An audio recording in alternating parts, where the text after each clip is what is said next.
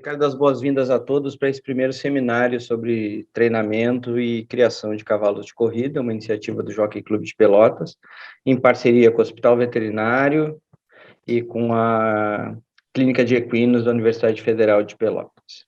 A gente vai receber hoje aqui, a gente vai conversar, vamos ouvir aqui, ter o prazer de ouvir o Thiago Haidar, né? Treinador de São Paulo, médico veterinário, e também o médico veterinário Friedrich Frey Júnior, do Santa Maria de Araras, também vai estar aqui com a gente daqui a pouco, falando sobre criação de cavalos de corrida. O Thiago vai falar sobre treinamento e preparo de cavalos de corrida. Nos acompanham aqui o diretor do Jockey Clube de Pelotas, Nathan Vanier, professor Nogueira, da Universidade Federal de Pelotas, da Faculdade de Medicina Veterinária e da Clínica de Equinos, o presidente do Jockey Clube de Pelotas, Antônio Meirelles. Eu dou as boas-vindas a todos e passo aí para o Nathan fazer uma saudação inicial em nome dos proprietários e criadores de cavalo de corrida e abrindo a nossa programação dessa noite. Ok, Álvaro. Então, muito boa noite a todos. É uma satisfação poder participar desse seminário com vocês. E nesse primeiro momento, né, Álvaro, só queria explicar para o pessoal de onde que surgiu a ideia do seminário. Então, o Jockey Club ele vem fazendo algumas ações para a difusão de conhecimentos e popularização do turf aqui na região, né, Álvaro?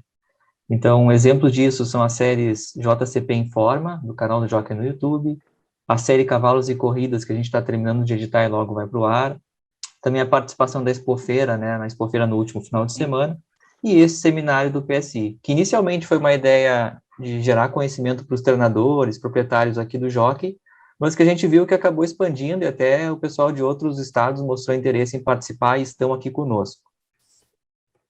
Eu não posso deixar de, antes de passar a palavra para o Thiago, professor Nogueira, né, de agradecer algumas pessoas que ajudaram para que a gente chegasse até aqui. Então, a primeira delas, o Dr. Emílio Borba. Então, Emílio, um grande parceiro do Jockey, ele que nos recebeu durante um dia inteiro, né, Álvaro, nas gravações lá da série, super atencioso, no dia mais frio do ano em Bagé, e ele, de pronto, citou alguns nomes e ajudou nesse contato com o Thiago Haidar, para que ele hoje estivesse aqui conosco. Então, registro aqui, de forma pública, o meu agradecimento ao Dr. Emílio Borba. Também tantos outros veterinários que têm nos ajudado, o Dr. Alex do Aras Fronteira, Raul Rocha do Estúdio Eternamente Rio, que tem ajudado na série, e, enfim, teríamos N outros para citar, não quero cometer aqui o erro de esquecer de alguém. O professor Nogueira também, que acompanha aqui na mediação, é um parceiro de primeira hora do Jockey Club, né, Álvaro? Ajuda nas análises clínicas, faz pesquisas dentro da Vila Hípica do Jockey Club, a exemplo de uma publicada recentemente, num periódico, e sempre que a gente precisa de informações, gerar conhecimento para os vídeos, ele está sempre pronto para ajudar, e isso nos alegra muito, é um prazer ter a parceria dele. O Rodrigo Miquelon, que avisou que está em viagem, está voando, acho que agora nesse momento, e por isso não poderia acompanhar, né, dado o ajuste do horário. E também a ti, Álvaro, e ao Erionto, das mídias do Jockey, que tanto nos ajudam a colocar os sonhos em prática, né? Vocês são grandes parceiros. Dito isso, eu passo a palavra ao professor Nogueira para uma breve saudação, e depois já vamos começar com a apresentação do Thiago, tá? Bom, saúdo a todos os colegas aí, turfistas e muitos amigos que eu vi na lista ali. Thiago, satisfação de receber, a gente não tem contato prévio, mas conheço bastante teu trabalho aí, já te parabenizo. E dizer que é uma satisfação, né, a gente estar junto no Jockey Club aí, de Pelotas, que, como a gente brinca, assim, a gente tem uma entidade pequena, caseira, e que, com o esforço de cada um, a gente consegue, dia a dia, melhorá-la, né? E, com certeza, capitaneado pelo Nathan e atualmente pelo professor, pelo presidente, né, Antônio, a gente tem avançado aí em ações que tomara, né, que se colha mais e mais frutos para fortalecer essa entidade que tem tudo para continuar dando certo. Um forte abraço aí, boa fala, e a gente está junto para seguir conversando na sequência. Obrigado. Thiago, antes de passar a palavra para ti, um aviso geral para a turma aí que está assistindo. Eles podem escrever perguntas no bate-papo, né, durante a apresentação, e a gente que está na mediação vai fazer, ou ao final da tua apresentação, se quiserem entrar com áudio e vídeo para te perguntar diretamente, acho que também fica bem, né, professor Nogueira? Vamos fazer dessa forma, tá? Thiago, e lembrando, antes do Thiago falar, que a gente tem um apoio do Natural Gama para esse seminário também. Perfeito, Álvaro. Bem lembrado. Vai lá, Thiago. Boa noite a todos. É uma honra poder estar participando com vocês desse fórum. O pessoal do Sul aí, o Sul que é um estado tradicionalíssimo do cavalo, né? Eu acabo ficando um pouco mais no eixo Rio-São Paulo aqui, né? Devido à nossa base ser aqui no Hipódromo de Cidade Jardim. Então, eu fico muito contente em estar podendo participar, compartilhar essas experiências, contar um pouco da história, e eu acho que isso é muito importante como um fomento para o turf nacional, né? Então, eu gostaria de agradecer a todos pelo convite, doutor Emílio, Natan, enfim, a todos que me proporcionaram estar aqui hoje com vocês. Perfeito, Thiago. Então, nós havíamos conversado, né, Thiago, sobre a palestra, e nós organizamos um breve cronograma, assim, da tua apresentação, que agora está apresentado aí na tela para o pessoal. Então, se tu quiseres ir seguindo ele, a gente vai batendo um papo junto contigo, eu, o professor Nogueira, o Álvaro, mas se quiseres seguir ele para fazer a tua arguição, fica à vontade, né, com a tua apresentação inicial, como é que se deu o início da tua carreira, o momento atual. Certo. Bom, vamos lá. Bom, se alguém precisar fazer alguma pergunta ou tirar alguma dúvida no meio, a gente para e responde, né? Perfeito. Bom, me chamo Thiago Nastas Aidar, sou médico veterinário, né? Formado pelas Faculdades Metropolitanas Unidas no ano de 2009, né? Mas o meu contato com os cavalos foi bem antes dessa data, né? Eu tive um contato próximo a partir dos 6, 7 anos de idade, graças a um tio muito querido, chamado Nuri Haddad, quem me apresentou aí os cavalos, inicialmente da raça árabe, né? E o meu contato deu início através das provas de enduro equestre, onde eu até hoje participo como cavaleiro, né? Desde os 8 anos que eu participo de provas de enduro, né? E esse contato próximo me fez ter a curiosidade e a vontade de prestar medicina veterinária, até para poder estar sempre próximo dos cavalos, né? E eu entrei na faculdade em 2005, formei em 2009, depois da formação eu fiz 2 anos de residência no hospital veterinário da própria faculdade e saí trabalhando lá fora, né, a campo, né? Inicialmente eu tive um início breve na área de reprodução, né, porém não segui. Trabalhei durante uns 2 anos na Hípica, Santo Amaro, Paulista, né, nas equipes da doutora Santina, doutor Rogério Saito, depois doutor Edson Garcia Tosta, né.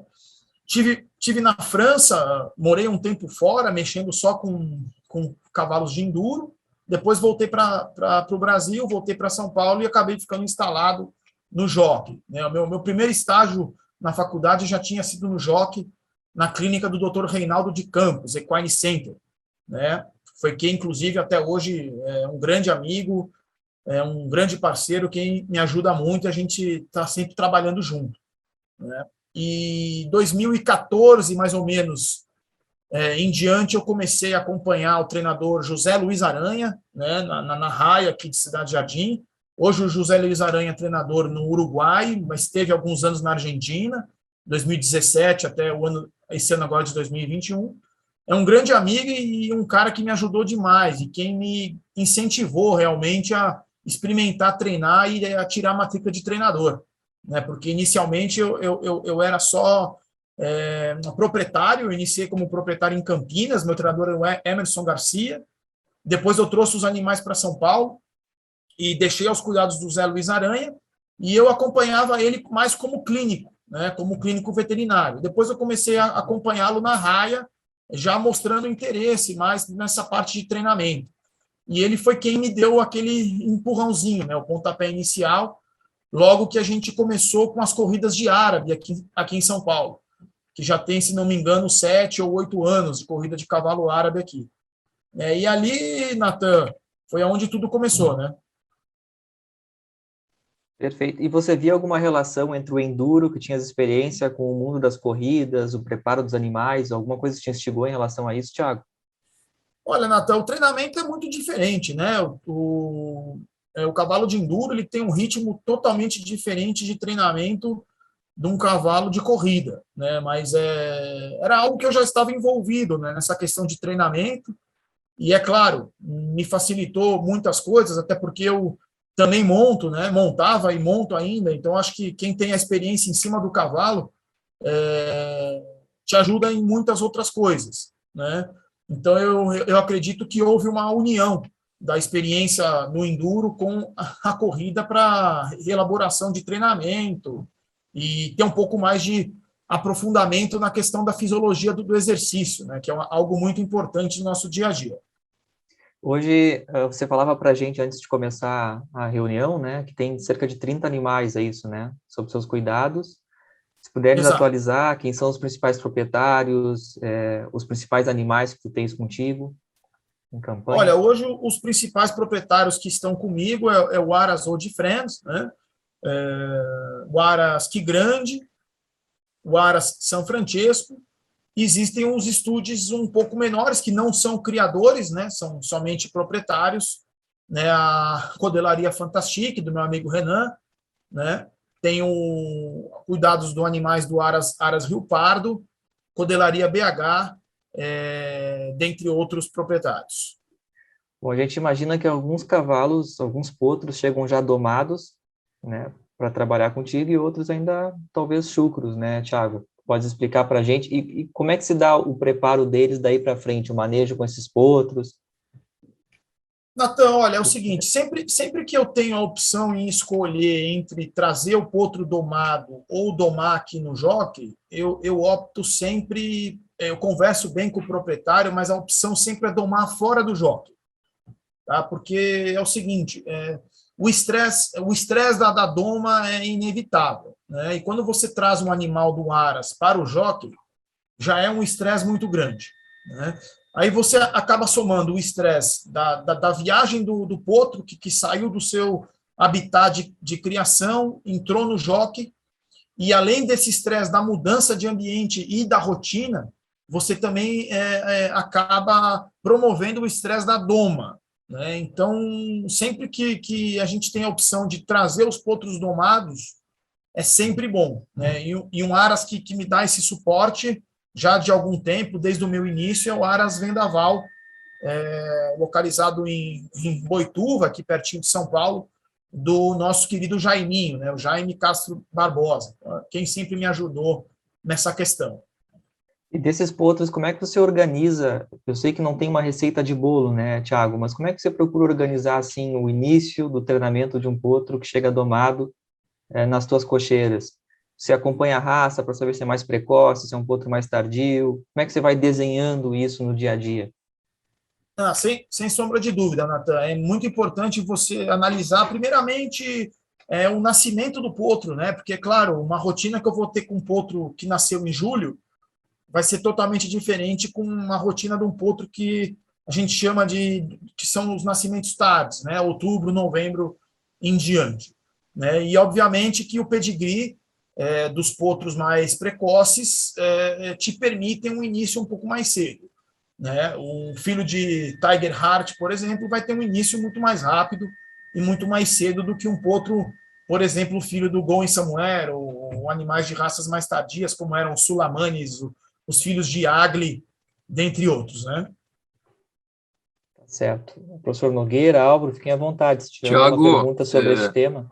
Pois não? Nessa linha aí do início dos potros, né, que eu acho que isso é fundamental para os proprietários, falando de uma forma geral, e que só para alguns treinadores que estão começando, qual a rotina essa, depois que tu recebe o potro, que ele chegou domado, ou que terminou a doma aí, como é que tu faz o dia a dia de trabalho desses potros? E se tu já puder fazer um paralelo com o cavalo adulto, né, para que o pessoal entenda a diferença. Claro, claro. Os potros normalmente no início, né, quando eles já chegam domados, eu priorizo muito o trote, sabe, professor Nogueira? Eu acho que é muito importante o trote, né, na fase inicial. Por quê? Porque a gente sabe que os discos epifisários levam tempo para se fechar, né? As articulações dos potros estão em aberto.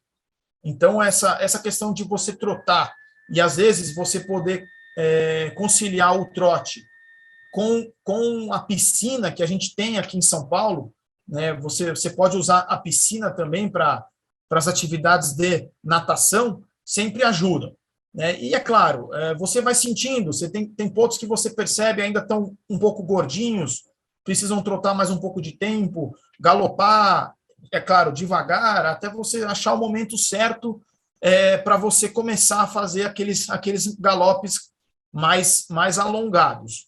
Né? Muito do indivíduo, né? Não existe uma receita de bolo. Acho que o grande segredo é você individualizar o que cada potro necessita, né? No seu determinado momento. Perfeito. Nessa linha aí de desenvolvimento dos potros, Thiago, que é a individualização, que critério tu usa? Tu usa algum marcador aí para perceber a evolução desses potros, quando os potros já podem mudar de etapa? Tu trabalha com hematócrito, tu mede lactato, ou tu faz isso no padrão de frequência deles? Na verdade, a utilização do lactímetro, né, a gente faz já com os animais um pouco mais avançados nessa questão de treinamento, né, na hora que eles já estão no estágio mais avançado. Então, a gente pesa muito os potros, né, a gente pesa semanalmente, né, e é claro, vai muito no olho também, né, você percebe o momento, o potro te diz o momento que já está pronto para começar a iniciar os primeiros galopes, né? Na verdade, acho que a grande maioria começa a galopar mesmo antes de fecharem esses discos, né? Mas as primeiras partidas eu nunca faço antes de tirar as radiografias.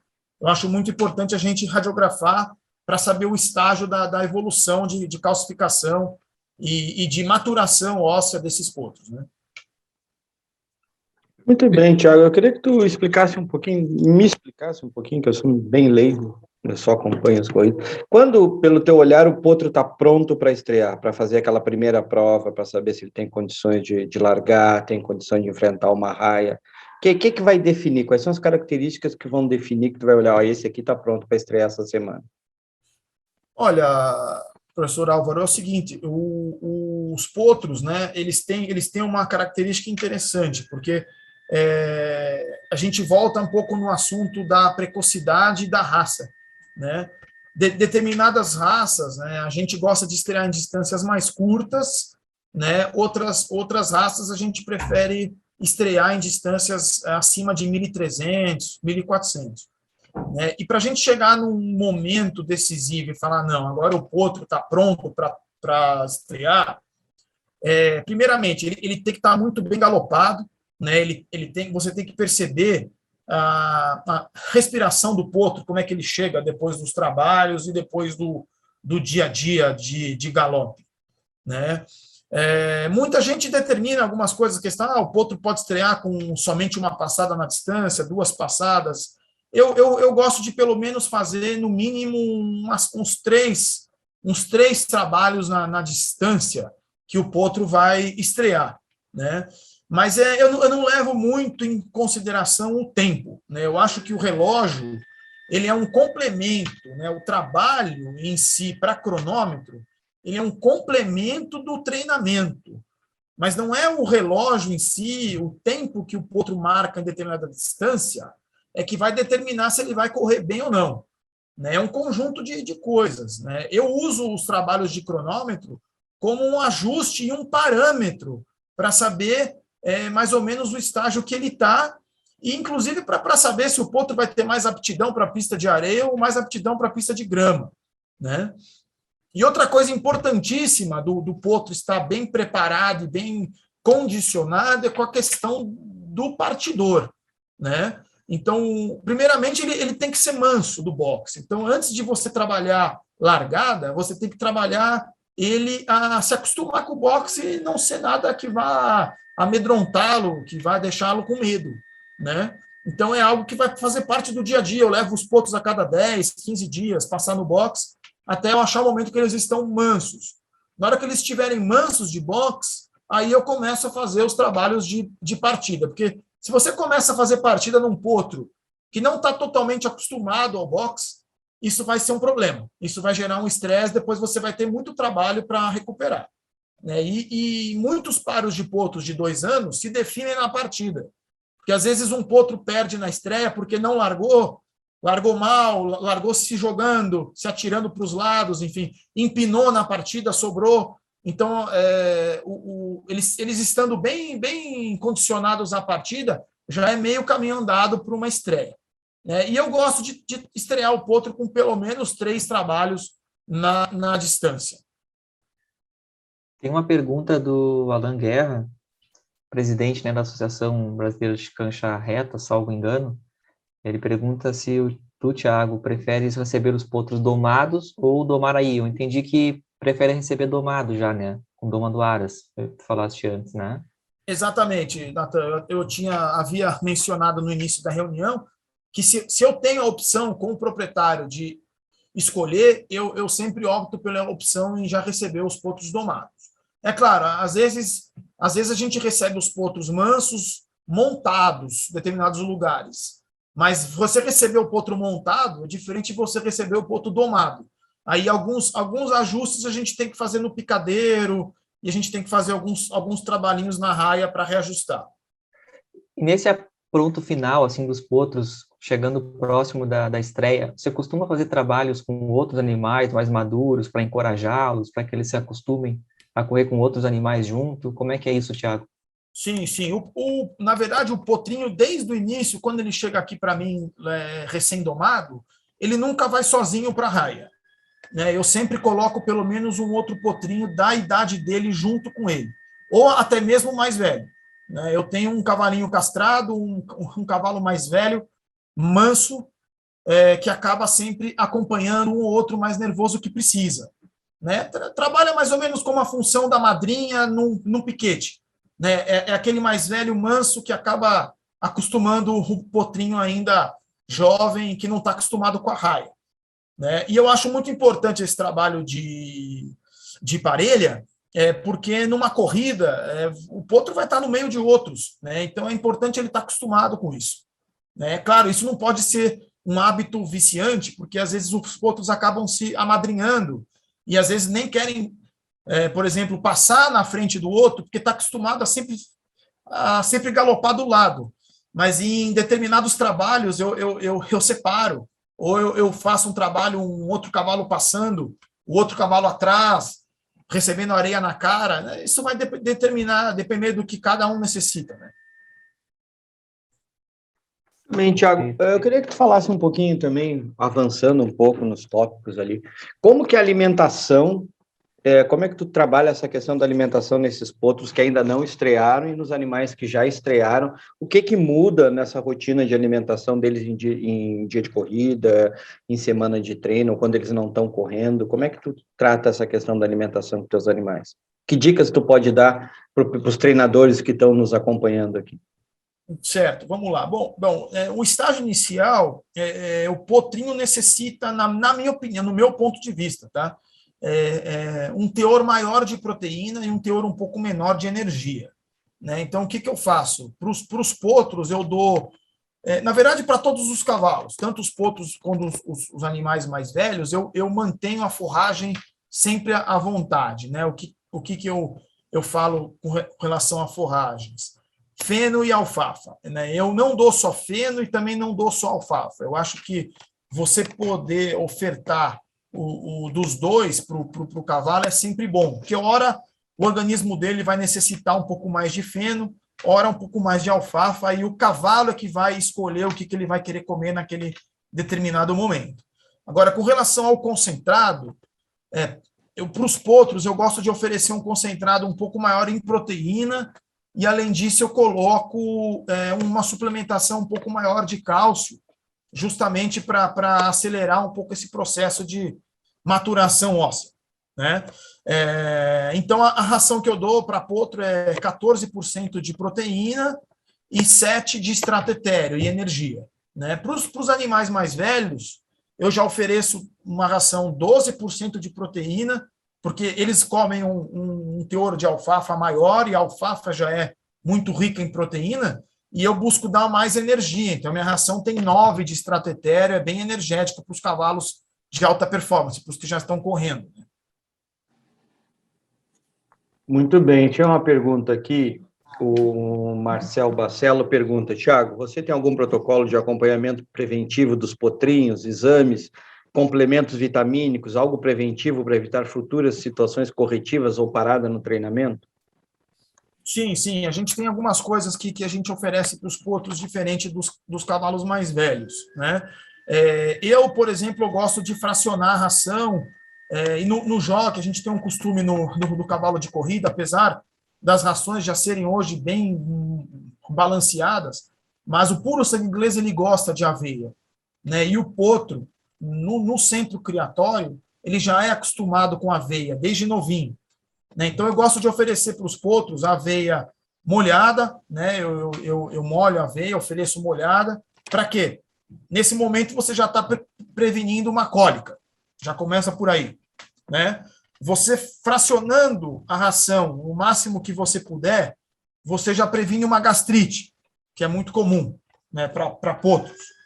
Né? E a suplementação, eu gosto de dar os aminoácidos essenciais, esses estão sempre na ração, né, os aminoácidos essenciais, e também as suplementações à base de fósforo e cálcio, que são fundamentais, além do magnésio, né, que tem também em outras suplementações para a parte muscular dos potros. Né?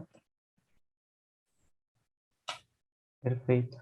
Thiago, voltando um pouco à questão ali do trote que tu falou, que tu prepara, e creio que isso faz parte, né, da rotina de treinamento de todos os cavalos. Eu fiquei com uma curiosidade, que é uma questão que a gente geralmente se debate aí com os treinadores e principalmente os rediadores. O pessoal trota com sela, estribado, ou trota montado sem estribo? Não. Aqui eu sou um pouco contra a utilização de manta, sabe, professor Nogueira? Eu acho que já é algo um pouco ultrapassado, né? No início, né, eu não tinha uma mão de obra qualificada para isso. Hoje eu tenho uma equipe onde tenho excelentes rediadores, né, e cotejadores. Então, acho que a utilização de sela, uns preferem o selim, que também não vejo mal no selim, né? O selim é até mais leve, né? Agride um pouco menos, apesar do rapaz não ter tanta segurança no selim, mas nos animais mais mansos dá para ir tranquilo. Mas eu utilizo bastante o selão e sempre o trote ou o galope encilhado. Eu acho que a sela, primeiro, você trabalha o cavalo reunido, né? Se você pega um cotejador que está só na manta, o único lugar de apoio dele é a rédea. Né? Se o cavalo assusta, alguma coisa assim, sempre a tendência é ele puxar a rédea. Quando ele puxa a rédea, além de você estar forçando a boca, você, ao mesmo tempo, está, invertendo o cavalo. Né? Você está forçando a parte de cervical e você também está forçando a região de coluna, lombar, torácica, enfim. Então, eu acho que a sela, o apoio do estribo e a utilização da sela, você evita muito que o cavalo se inverta nos treinamentos.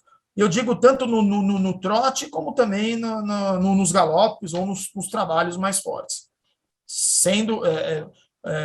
Podendo utilizar a sela ou o selim, eu sempre utilizo. Perfeito. Certo, vamos continuar no nosso cronograma, então. Quais são os principais problemas, assim, que tu enxergas hoje, os mais clássicos no cavalo de corrida? Assim, problemas locomotores, físicos? Hoje os problemas maiores de incidência, né, dos cavalos atletas são os problemas de locomotores baixos, né? Casco, metacarpo falangeano, articulação do carpo, falando de membros anteriores, né? E membros posteriores, também os cascos, menor incidência, e as articulações metatarso-falangianas e as articulações do tarso, né? E tarso-metatársicas. Algumas vezes a gente pega alguns problemas de rótula, não são tão comuns, mas existem problemas de rótula também, né? E algo que hoje a gente tem um diagnóstico muito maior, que antigamente não tínhamos tanto, são as claudicações provenientes da pelve, né, região sacroiliaca, né? Coxofemoral, nem tanto, né? A gente vê mais sacroiliaca e lombosacrais, além das enfermidades de coluna também, que muitas vezes nos confundem com as claudicações de posterior. Elas estão normalmente interligadas, né? E além dos problemas físicos, locomotores, também os problemas respiratórios, né? Aqui em São Paulo, né, vocês podem ver pela imagem aí da foto aérea do jockey, né, os potros estão galopando praticamente na Marginal Pinheiros aqui, né? Então, o nosso ar de São Paulo é um ar poluído, você tem os potros estão expostos a uma poluição maior, sujidades, partículas, enfim. Então, a gente está sempre suscetível aos problemas respiratórios, não só físicos, né, como as hemiplegias da laringe, deslocamento do palato, como também aos problemas respiratórios que são alérgicos, né, e provenientes da nossa qualidade do ar, que não é muito boa. Professor Nogueira, esse é o chão, essa parte da veterinária. Na linha dos respiratórios, Tiago, qual é a incidência que tu tem visto aí de sangrador? Como é que está isso na tua rotina?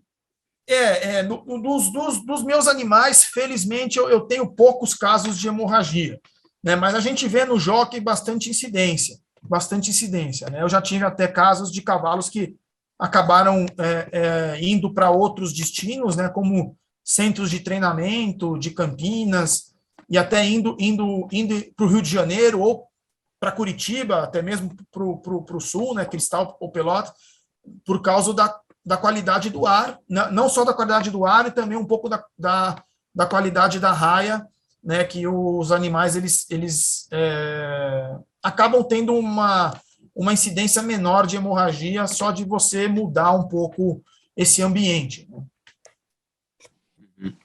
Em relação voltando aos potros, né, mas é fundamental essa questão dos problemas, né, principalmente musculoesqueléticos aí. Essa potrada que tu inicia e o que tu tem acompanhado, não necessariamente só os teus, como é que está a incidência de lesão de canela, de fratura de carpo? Tu tem visto isso aí? Como é que o pessoal tem trabalhado? Olha, professor, eu tive no início até pegar uma cancha maior na rotina de treinamento. No início eu tinha muito mais incidência, né? Eu acho que um pouco na ansiedade de treinar e também não dominando muito ainda essa arte, né? Que treinar é uma arte bem complexa. Eu tinha muito mais casos antigamente, né? Então, esse início eu acabo tendo muita cautela, né? Então, eu tenho pouca incidência hoje com periostite, que são as dores de canela, mas não dá para dizer que é zero, porque não é, né? Mesmo você tomando todos os cuidados, você tendo um início cauteloso, você sempre tem aqueles potros que já são mais susceptíveis, né? Já tem mais uma certa imaturidade nessa questão. Então, muitas vezes são inevitáveis, na verdade, ele está dizendo que ainda não está no momento. Então, ali você tem que parar, voltar, esperar, desinflamar, tratar e recomeçar. As fraturas de carpo são bem comuns, né? Os cavalos, é uma articulação que é muito trabalhada, né? Ela é muito exigida, principalmente em altíssimas velocidades. Então, a gente muitas vezes não tem como fugir dessa questão, né? Claro, você tem que saber escolher, primeiramente, o potro que tem uma anatomia favorável a não aparecimento dessa enfermidade, mas muitas vezes é inevitável também, né? Mas você podendo escolher o potro já anatomicamente, já ajuda muito a evitar essa incidência. Nos potros, tu usa como rotina colocar na piscina depois de passar na raia, colocar no gelo? Tu tem algum protocolo assim ou depende de cada caso? Não, tenho. Normalmente, os cavalos que trabalham forte fazem gelo, independente se tem problema primário ou não. Acho que o gelo é o grande anti-inflamatório aí, sempre foi o maior anti-inflamatório do mundo, nessas questões agudas, né? Então, sempre que trabalha forte, a gente faz um gelo, né? Eu gosto de utilizar aquelas bolsas grandes que o cavalo enfia, coloca todo o membro dentro, então já pega desde da terceira falange, pega o casco, sobe até a articulação do carpo. Acho que a gente trabalhar na prevenção é sempre mais fácil do que depois que apareceu o problema você querer trabalhar para solucionar, né? Então, sempre trabalhando no preventivo, com certeza, é sempre melhor. Tem uma pergunta, me permite, professor, do Luiz Vai lá, Otávio vai lá. Silveira. Ele deseja uma boa noite e escreve assim, ó, falando em temporadas de descanso, qual seria o período de descanso ideal para os animais de mais idade e alta performance, sem comprometer e atrasar muito o seu condicionamento? Isso é comum ou são poucos proprietários que adotam essa prática do período de descanso para esses cavalos de melhor desempenho, mais idade? É comum, Natan, é muito comum e eu sou muito adepto a isso. É claro, a gente tem que se adaptar também à vontade do proprietário, né? Porque tem proprietário que tem um pouco mais de paciência, outros nem tanto, que muitas vezes querem, não podem esperar ou querem um resultado rápido, né? Mas eu tive sempre experiências muito boas com o descanso, né? Depois a gente vai chegar naquele momento em que a gente fala dos principais cavalos que passaram por mim e tal, pela carreira. Todos eles tiveram um determinado momento que descansaram, né? Porém, esse descanso, é claro, vai ser determinado se o animal tem algum problema ou não. Mas eu não gosto muito de prolongar esse descanso, tá? Eu acho importante a recuperação psicológica do cavalo, que está ali todo dia sendo exposto ao estresse, e também a recuperação física. Porém, a recuperação física também tem que ter um prazo que não pode se estender, a não ser que sejam umas fraturas muito graves que realmente necessite de um tempo maior. Mas se for um descanso leve por um problema pequeno, ou simplesmente uma parada para desestressar o animal, eu não gosto que ultrapasse os 60 dias, por exemplo. Eu gosto de descansar 45, 60, no máximo 90 dias, quando o problema é um pouco mais sério, porque, na verdade, o cavalo ele perde bastante condicionamento com isso, né? E eu já tive vários casos, não me pergunte por que, procurei até, não encontrei muito artigo que fala sobre isso, mas em alguns casos os cavalos voltam apresentando um certo grau de hemiplegia da laringe. Eu não sei o que se passa, se o cavalo acaba tendo uma flacidez muscular, uma atrofia, alguma coisa, mas eu já tive alguns casos de dar descanso muito longo em aras e o cavalo voltar com um certo grau de hemiplegia da laringe, principalmente em pós-operatório. Então, eu prefiro sempre trabalhar nessa faixa de 60, no máximo 90 dias, porque 30 dias, às vezes, para um cavalo que é muito estressado, acaba sendo pouco, porque é a partir do 30º dia que vai começar a fazer efeito esse descanso, né? Então, depende muito do animal, é claro. Certo. Bem, Tiago, tem aqui uma pergunta do Marcos Neto. A fisioterapia hoje faz parte da rotina de treinamento dos animais? Muito, e é importantíssima. Todo mundo deveria ter um aprofundamento maior sobre isso. Muita gente ainda não acredita, aqueles mais antigos acham que não funciona, acham que quiropraxia não adianta, que é impossível você movimentar uma vértebra de um cavalo somente com as mãos, né, utilização de algumas técnicas. Eu uso muito hoje o Shockwave, eu acho que é um grande avanço da medicina veterinária. O ozônio, né, a ozonioterapia, não só em casos de feridas, casos de lesões também, e aumento da imunidade.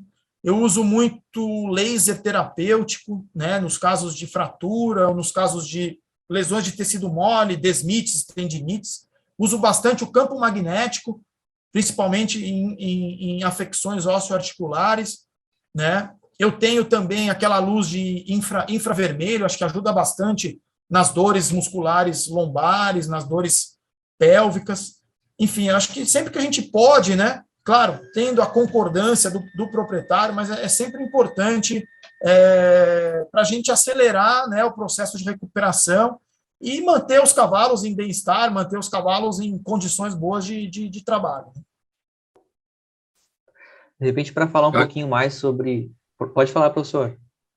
Não, eu ia pegar o gancho do bem-estar, Thiago, e nessa linha do enriquecimento de ambiente, de soltar mais os cavalos, não sei se tem alguma experiência ali mesmo no jockey, né, deixar os cavalos um período fora da cocheira, se tu lida com isso na rotina. Olha, professor Nogueira, eu gostaria de utilizar isso mais, né? Mas hoje no jockey, você até pode ver pela imagem, a gente tem somente 2 picadeiros ali, né? A gente consegue ver os picadeiros ali embaixo, né? Esses 2 picadeiros na parte da manhã estão sendo usados, então a gente não consegue utilizar eles com muita frequência, né? Gostaria de utilizá-los mais, mas a gente acaba não utilizando eles tanto, né? Então, quando a gente vê realmente a necessidade do cavalo de ser solto, enfim, a gente opta em mandá-los para o aras mesmo, né? No aras eles dão aquela relaxada, dão aquela desestressada para a gente voltar a trabalhar no futuro, né? E dentro da cocheira, às vezes eu uso alguns artifícios, né? Aquelas éguas mais nervosas, eu procuro deixar de janela com outras éguas, ou até mesmo o cavalo macho com macho, muitas vezes se dão bem de janela, né? O cavalo na natureza é um animal que anda em bando, então a solidão para eles é muito triste, né? E é muito entediante, estressante. Então, sempre mantendo o contato de um cavalo com outro, aqueles mais estressados, sempre ajuda, né? E, claro, você às vezes pendura algum brinquedo, garrafa PET, você pendura aquelas bolas, aquelas pedras de sal mineral na parede, aquilo ali já é uma brincadeira para o cavalo, aquilo ali já é algo que ajuda o cavalo a liberar um pouco das tensões, né? Perfeito, perfeito. Certo. E sempre procurar, repente... desculpa, sempre procurar caminhar muito, né? Eu acho que o cavalo praticamente ele fica mais do que 20 horas, muito mais do que 20 horas dentro da baia, né? Por dia. Na natureza, o cavalo ele caminha e pasta durante 18 horas por dia, né? Daqui a pouco ele fica 22, 23 horas confinado, né? Então é importante a gente caminhar. Então, além deles irem para a raia, eles caminham bastante de manhã, e eu gosto de, mesmo pode ser sábado, domingo, feriado, eu sempre peço para caminhar, caminho bem os cavalos na parte da tarde também, que é uma maneira de também o cavalo se soltar, faz bem para o físico e também para o psicológico do animal, não tenha dúvida. Certo. Aidar, tu separaste, né, alguns casos de sucesso dos cavalos, né, que tu já treinaste, né?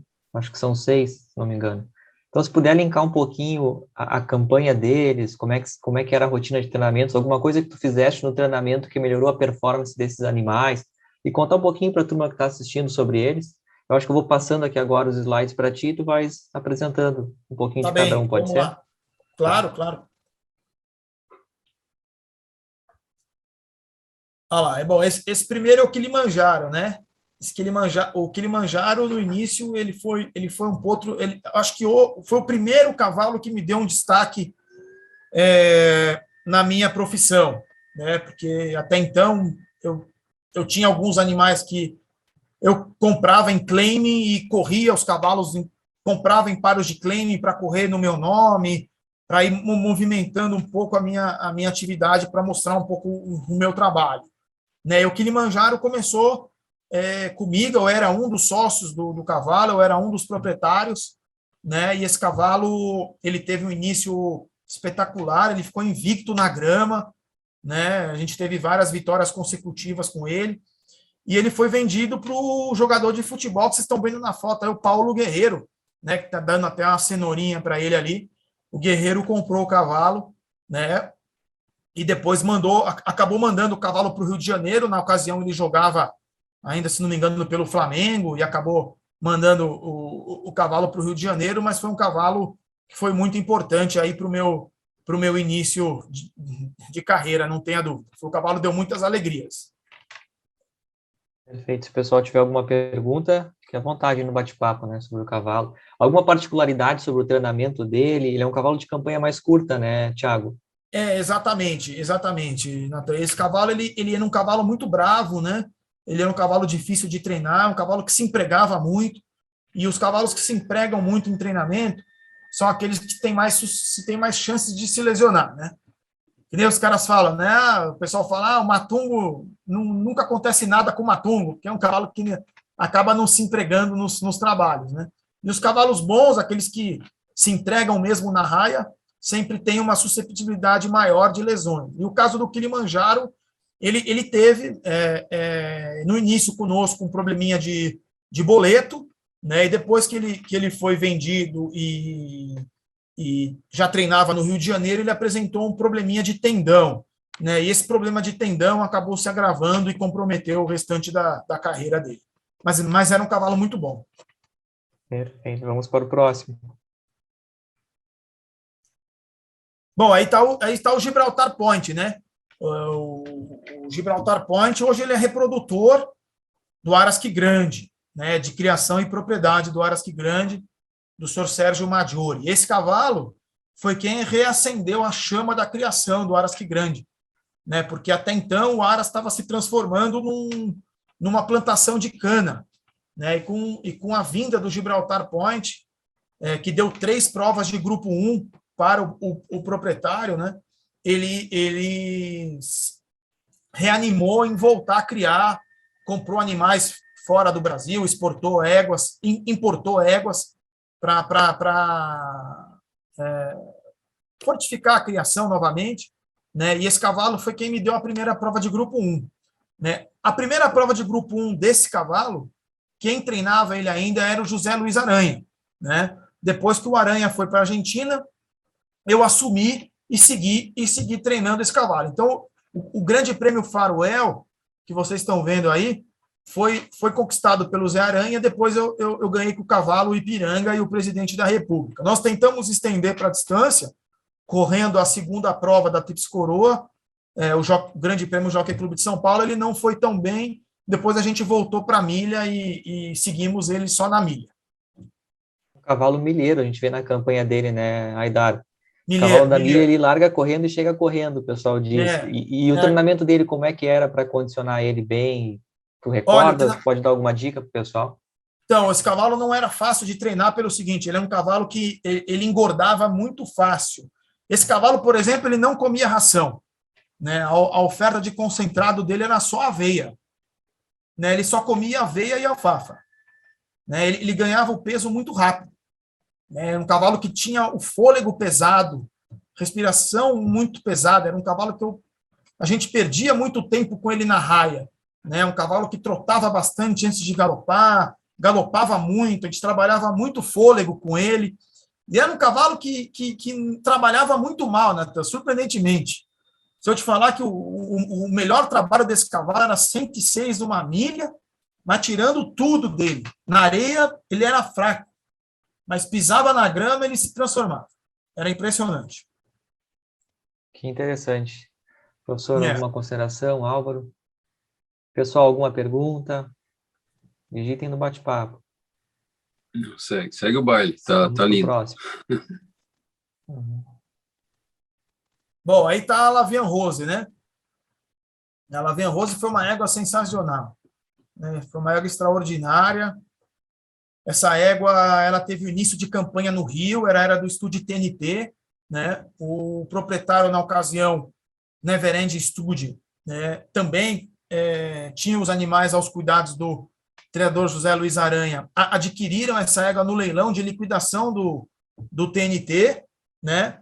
E essa égua se transformou em São Paulo, né? Ela se transformou em São Paulo, ela melhorou barbaridade, talvez a gente volta naquela questão do momento, né? Eu acho que ela precisava de um pouco mais de tempo, né? Os filhos de Nedawi, como vocês podem ver, era a filha de Nedawi, são animais mais tardios mesmo, então o início dela no rio, correndo distâncias mais curtas, não foi bom. Ela foi comprada, veio para São Paulo, começou a correr distâncias maiores, ela começou a ganhar peso, ganhando peso e melhorando. Conforme foi aumentando a distância, ela foi melhorando e correndo mais, né? Até que chegou que a primeira vitória dela importante foi em São Paulo, né? Um grande prêmio 2.400, José Paulino Nogueira, em junho. Depois eu assumi ela em julho de 2017, nós fomos para o Rio, vencemos o Duque de Caxias lá, uma prova de grupo 2, e no ano seguinte ela venceu o OSAF em São Paulo, uma prova de grupo 1, né? Hoje ela está servindo o Aras Figueira do Lago na reprodução, ela está lá em Bagé. E era uma égua também muito difícil para treinar, sabe, Natan? Era uma égua de muitos probleminhas físicos, deu bastante trabalho para a gente, muito trabalho.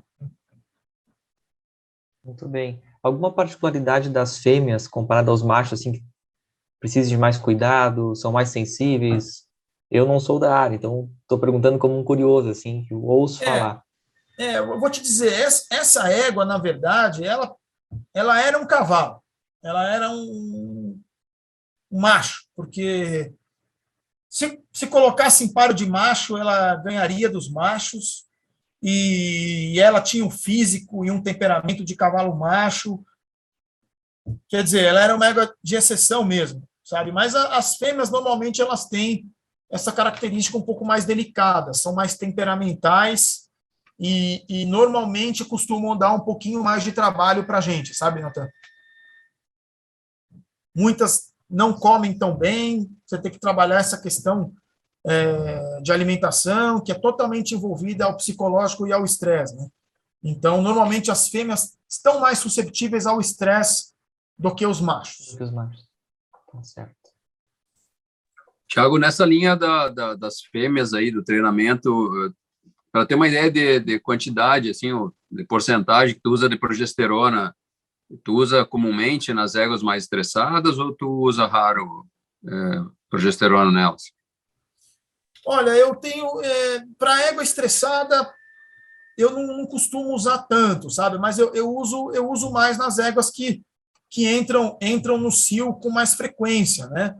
Ou aquelas que necessitam de um ganho de peso, maior. Então, algumas vezes a gente lança a mão a essas suplementações hormonais, sim. Ok, obrigado, Tiago. Eu que agradeço. E essa da tela? Este da tela? Essa é a Alegria Fleet, né? Ela ganhou também o OSAF, do Aras Old Friends. Essa égua teve uma curiosidade no início.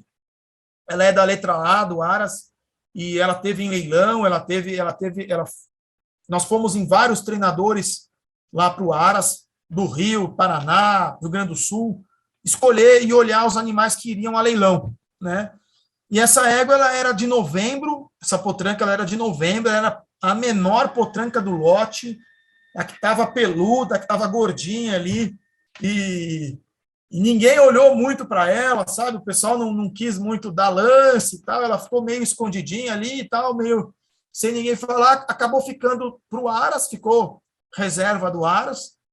Na ocasião, ela acabou ficando solta junto com as outras lá e veio para o jockey mais tarde. E ela chegou pequena, chegou pesando 430, 440 quilos.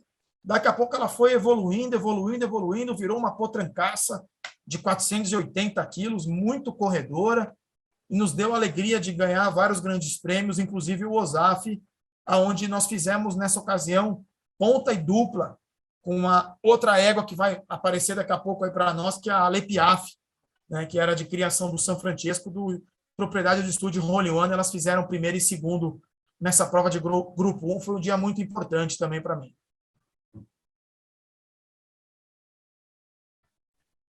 Agora a Isa Former na tela. Essa égua está conosco ainda, né? Tá em franca atividade. É uma égua excepcional. ela foi uma daquelas que foram importadas pelo proprietário do Araski Grande quando resolveu voltar a criar, né? A Isoformer foi comprada, ela é de criação lá do Kentucky, do senhor Richard Schultz, foi comprada pelo senhor José de Camargo, né, a pedido do Sérgio Maggiore, né, para escolher ela lá. Ela é filha do Temple City, que é um Dynaformer em égua Royal Academy. É uma égua que tem todo o perfil de fundo, é uma égua pernalta, longe do chão, que não é muito do agrado do norte-americano, né, Natan? Eles preferem animais mais robustos, né? E ela veio para nós e teve um começo muito bom, está indo muito bem e deve correr agora, no final do mês, um grande prêmio no Rio de Janeiro, ou ficará para correr um grande prêmio no início de novembro, uma prova de grupo 2 aqui em São Paulo, em 2.000 metros na pista de grama. É uma égua muito boa. Tem alguma particularidade do treinamento dela, da rotina dela? Então, no início ela deu um pouco de trabalho conosco, né, com relação à questão de nervosismo e de ganho de peso, né? Então, o início dela também foi com muita cautela, né? Eu levei a égua bem na manha, ela não é uma égua que suporta muito trabalho forte, né? Ela não gosta de trabalho para relógio, então é uma égua que eu levo muito, muito em banho-maria nessa questão de trabalho para tempo, mas é uma égua que eu galopo bastante, eu procuro fazer um trabalho de cardiorrespiratório grande nela, porque eu acredito muito nela nas provas de fundo. Então, eu lanço mão bastante com ela nessa questão de treinamento de cavalo de fundo, trabalhando mais a parte cardiorrespiratória, muito mais do que a parte de velocidade em curta distância. Aqui, Tiago, uma pergunta do Marcel Bacello, antes de passar para o próximo animal. Tiago, quando a Isoformer chegou ao Brasil, você sentiu alguma coisa diferente em relação à mudança de hemisfério? Ela chegou muito novinha, né? Ela foi comprada desmamada, né? No leilão lá nos Estados Unidos. Então, ela teve uma adaptação climática aqui, porque ela foi recriada no Araski Grande, que é aqui em São Paulo, no interior, em Cesário Lange. Então, ela aqui no Jockey, eu não senti diferença nenhuma. Ela se adaptou muito bem. Agradeço ao Bacello pela pergunta. Certo, temos a próxima na tela. Então, essa é a Lepiaf, a que fez segundo para Alegria Fit no OSAF, também é uma égua muito boa, teve uma campanha longa, né? Teve uma vasta campanha, não teve muitas vitórias, mas sempre chegou, sempre se colocou. E essa égua tem um negócio interessante, eu gostei de colocá-la aí, até voltando um pouco na questão de probleminhas físicos e fisioterapia, né? Essa égua eu usei muito a fisioterapia, né? Ela tinha, nas duas articulações do carpo, ela apresentava uma desmineralização acentuada no osso do terceiro carpiano, tanto no membro direito quanto no membro esquerdo. Ela abria tanto as mãos para caminhar que ela chegava a arrancar a bota do cavalariço que andava do lado dela. Ela pisava e tirava a bota do cavalariço, para você ter ideia de quanto ela abria as mãos. Então, essa égua foi uma que nós paramos, fizemos um tratamento intensivo de fisioterapia nela, à base do laser terapêutico e do campo magnético, e ela voltou e voltou muito bem e seguiu campanha. Hoje ela segue de propriedade do estúdio Holy One, foi coberta pelo Geniturk, lá do Ara Santa Camila, e já produziu um potrinho muito legal. Joia. Muito bem. Temos uns quase 50 minutos, eu acho, de palestra aqui já, Aidar. O tempo voa, né? Pois é, passa rápido, né? Passa rápido. E temos mais uma palestra ainda hoje, aí no nosso seminário, na sequência. Então, a gente já vai, eu acho que, encerrando aqui agora. Se o pessoal não tem mais nenhuma pergunta... Se alguém tiver eu acho dúvida, que teremos novos encontros, provavelmente, Aidar, porque... Se Deus quiser, ficou muita coisa ainda para a gente perguntar, trocar ideias. Professor Nogueira, mais algum ponto? Não, agradecer o Tiago, espetáculo, as tuas colocações. Né? Obrigado, Legal a gente fazer um treinamento com a turma aí, tipo uma oficina, né? Aplicado em alguns casos, mas isso logo que a pandemia nos deixar, a gente vai ter multar para essa. E comer um churrasco aqui numa cruzada para Bagé, né? Em breve show. estaremos juntos aí. Em breve, se Deus quiser, podem contar comigo. Foi um grande prazer. Gostaria de, mais uma vez, agradecer a oportunidade, ao convite, deixar um abraço a todos os participantes aí. E o que vocês precisarem de São Paulo, qualquer coisa, estamos sempre à disposição aí para ajudar os colegas e os amigos. Perfeito, Thiago. Grande abraço, obrigado mesmo. Manda um abração para o Reinaldo aí, que é parceiro nosso também. Será transmitido. Muito bom, super legal. Um forte abraço a todos, uma ótima noite. Obrigado igualmente, Thiago. Obrigado igualmente. Muito bem. Vamos dando sequência, pessoal. Vamos para a segunda palestra. Álvaro, queres fazer a apresentação? Tudo bem. Vamos agora, então, para a segunda conversa, então, com Friedrich Frey Júnior, do Ara Santa Maria de Araras, um dos maiores criadores da raça puro sangue inglês da América Latina. Vai falar conosco sobre criação de puro sangue inglês. Boa noite, Friedrich. Boa noite, Fred. Boa noite. Menos Tudo formal, bem? então.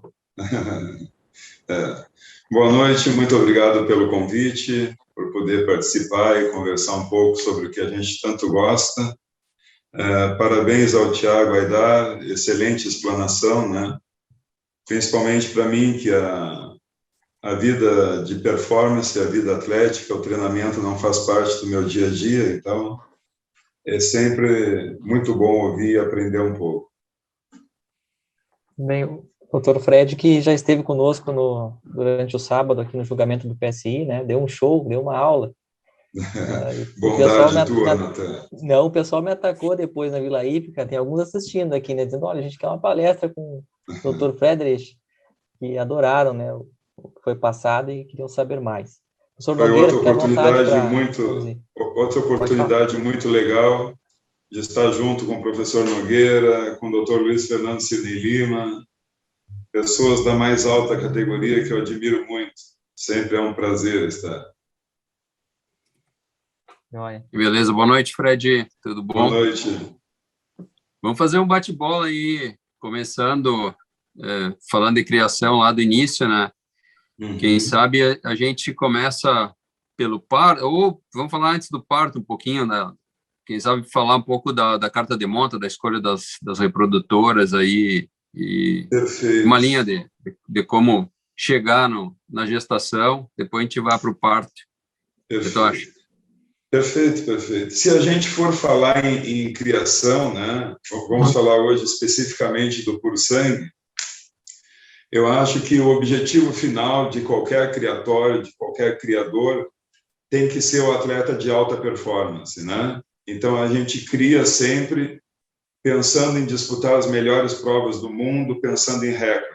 Pelo menos eu imagino que uma criação deva ser norteada para isso quando se fala de puro sangue. Bom, baseado nisso, eu entendo que tem pelo menos 5 pilares importantes aí na criação, né? Que seriam a genealogia, o ambiente, o manejo, a equipe e toda uma parte veterinária.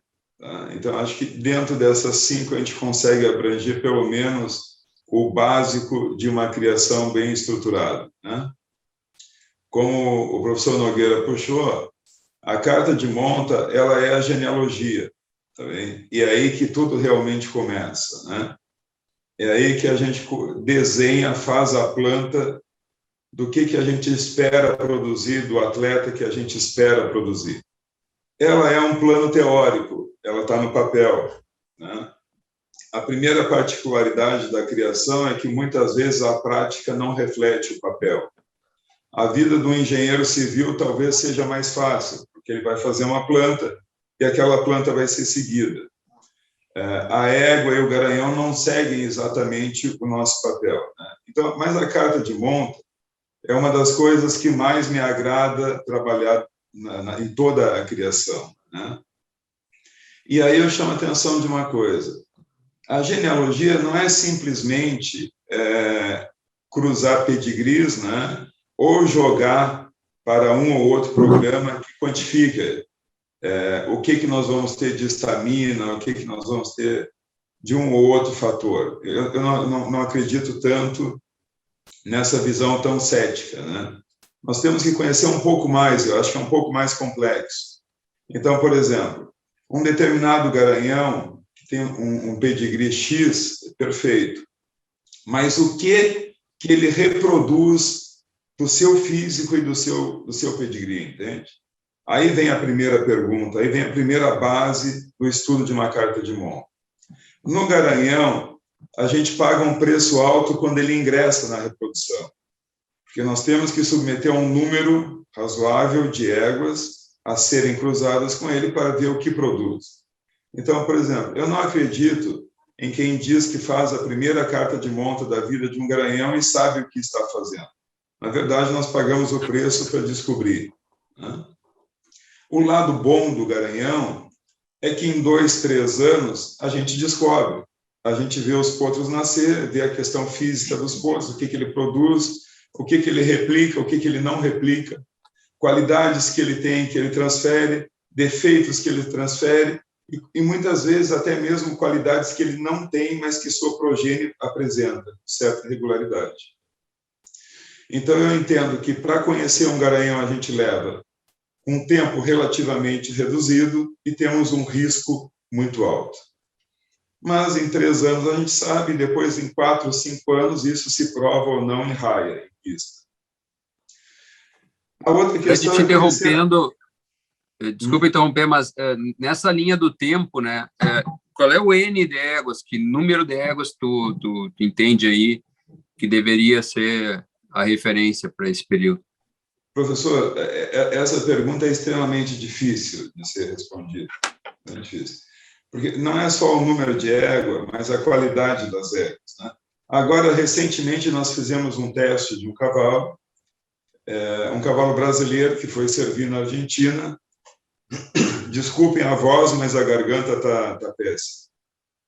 E esse cavalo a gente vem dando 90, 95 éguas por ano, estamos no 4º ano consecutivo. Então, no primeiro ano ele mostrou uma progênie extremamente uniforme, com muita qualidade. Isso já nos fez investir no 2º e no 3º ano, e no 4º ano ele demonstrou isso em raia, em resultado de corrida. Bom, esse é o cenário perfeito, nem sempre as coisas acontecem assim. Nem sempre nós temos 95 éguas de um plantel de uma qualidade boa para oferecer. Nem sempre a gente consegue repetir isso. E menos ainda, isso chega num resultado de raia favorável, né? Mas a gente tem testado alguns cavalos no Brasil com menos éguas. Eu acredito que um número razoável seja 40 éguas, né, por ano, num intervalo de 3 anos. Eu acho que aí a gente pode avaliar. Claro que essas 40 éguas, a gente tem que entender que éguas são para poder avaliar o resultado, né? Não adianta dar 40 éguas de uma qualidade muito baixa e querer que o cavalo produza, liderar a estatística, não vai acontecer. Então, também tem esse fator. Menos de 40 éguas, nas experiências que nós tivemos, também não foram boas. Às vezes o cavalo é bom, mas o N não é o suficiente. Bom, essa seria a parte do garanhão.